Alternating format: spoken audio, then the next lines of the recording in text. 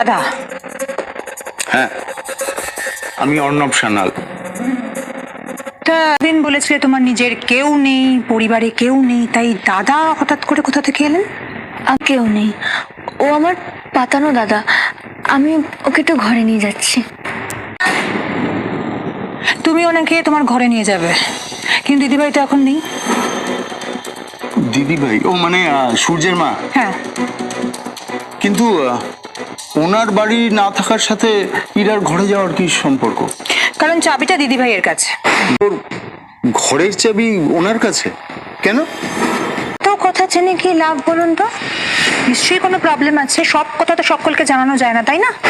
রিতা, রিতা, নাকি একবার গেস্ট ওয়াশরুমটা দেখিয়ে দাও। হ্যাঁ। তুমি চলে এলে কেন? এসো, ড্রাইভটা। পেন ড্রাইভটা দে। বল কোথায় পেন ড্রাইভটা? কোথায় পেন ড্রাইভটা? ইরান দাদাকে দেখে সূর্যর কিছু মনে পড়তে থাকে। লোকটা কিছু করবে বলে আমার মনে হচ্ছে, কিন্তু কি করবে সেটা আমি বুঝতে পারছি না। আর আমার মন বলছে উনি বারবার করে দাদার কাছে যেতে চাইছে, ঘরে যেতে চাইছে।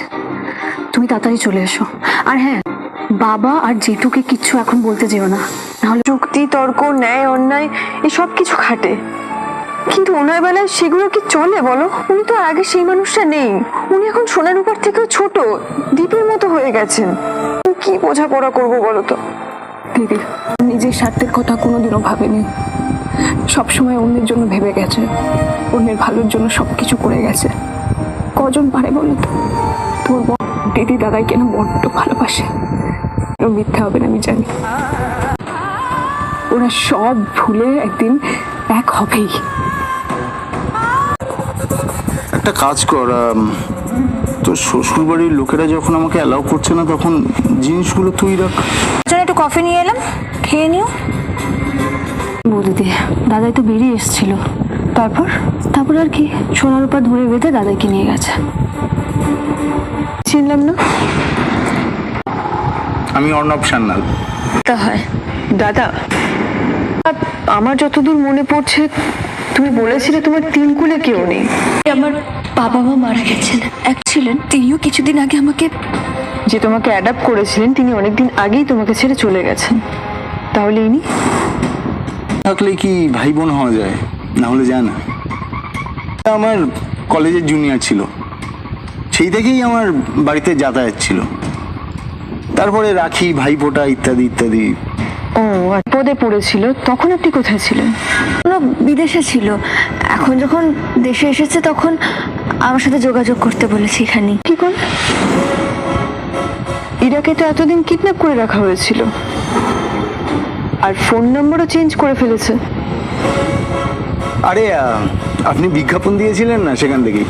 ওই একটা কমন ফ্রেন্ডের থ্রু।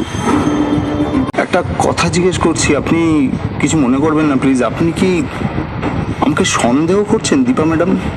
আপনি তো দেখছি আমার নামও জানেন। জি, তুমি আসছিলে তখন। তুমি কখন বলে দীপার কথা? আমি তো এখানেই দাঁড়িয়েছিলাম। কথা বুঝতে পারছি না, মানে আমি যখন থেকে এসেছি দেখছি তো শ্বশুরবাড়ির লোকেরাও তো কেউ বিশ্বাসই করে না।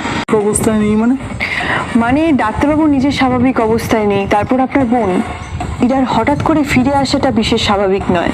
নাকি আমরা এত প্রশ্ন করছি, কিন্তু হঠাৎ করে আমাদেরকে এভাবে জাজ করা বোধহয় ঠিক হচ্ছে না। এলে যে? মানে কি বলতে চাইছো তুমি? না মানে মেসোমশাইকে যে অবস্থায় নিয়ে যাওয়া হলো, তাতে মেয়ে হিসেবে তোমার উচিত ছিল। আমার উচিতটা আমাকেই ভাবতে দাও ইরা। আর তেমন এই বাড়ির দায়িত্ব আমার। কি সুন্দর আপনি সব দিকে ম্যানেজ করে রাখেন। একটু শিখিয়ে পড়িয়ে যাবেন প্লিজ। দিদি কোথায় যাচ্ছে আর কেনই বা যাবে? না মানে ডক্টর সেনগুপ্ত ছেড়ে উঠলেই তো। আচ্ছা ঠিক আছে, আপনি শান্ত হন, আমি বলবো। আপনি কি কাউকে খুঁজছেন? ও আসেনি। তুমি কার কথা বলছো? ওই তো, আরে বুকে ওই মিষ্টি। আমার মনে হয় অজয় বাবুর কথা বলছে। চলে আসবে, তুই চিন্তা করিস না। আপনি বলছেন? হ্যাঁ, বাবা বাবা বাবা বাবা বাবা কোথায় কোথায় বাবা আসেনি, বাবা আসেনি, বাবা কোথায়? কলকাতার বাইরে কোথাও নিয়ে যেতে পারি না? আগে এদের ঘর থেকে বার করো না গো, বার করে দাও না ওকে।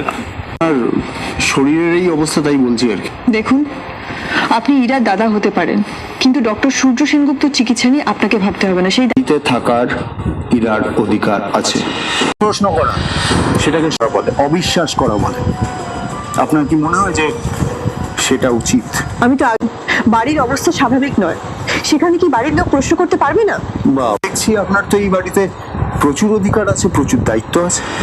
তাহলে বের করে দাও না। আপনি শান্ত হন, আপনি কথা বলবেন না। আর দুজনকে যেতে বলো তো। রাখি, সূর্য সুস্থ হয়ে ওঠার পরে যদি আমার বোনকে ডিভোর্স দিতে চায় তাহলে সেটা হবে। ইরা ওর অধিকার নিয়ে এই বাড়িতে থাকবে।